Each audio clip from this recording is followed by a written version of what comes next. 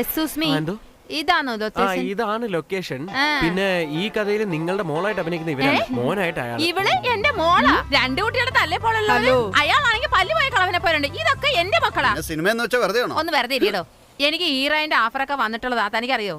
വേണമെങ്കിൽ അഡ്ജസ്റ്റ് ചെയ്ത് ഞാൻ സിസ്റ്റർ ആക്കിയേക്കാം. എടോ പറഞ്ഞില്ലേ? എടാ അതൊക്കെ ഞാൻ തെളിച്ച് പറഞ്ഞു. ഇത്രയുള്ള കുഞ്ഞിന്റെ അമ്മയെന്ന് വിചാരിച്ചേ, ഇത് തള്ളച്ചിയെ പോലെ ഉണ്ടല്ലോ.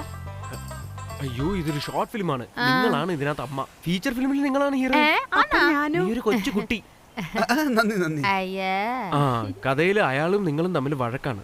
അതുകൊണ്ട് നിങ്ങൾ തമ്മിൽ സംസാരിക്കില്ല. സോ ഫാമിലി സെന്റിമെന്റാ. അതെ അതെ. അല്ലെങ്കിലും കഥ എന്തെന്ന് അയാളുടെ അടുത്ത് പറഞ്ഞായിരുന്ന, അതുകൊണ്ടായിരിക്കും കണ്ടപ്പോ മൂലം മിണ്ടാഞ്ഞത്.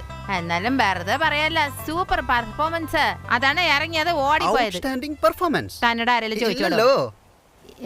ഈ പെണ്ണ് കുഴപ്പമില്ല, പക്ഷേ അവന് ജനങ്ങള് സമ്മതിക്കൂടോ? അതൊക്കെ അവരെ ഏറ്റെടുത്തോളും. ഓഹോ, എല്ലാരും ഇവിടെ തന്നെ വെയിറ്റ് ചെയ്യണേ.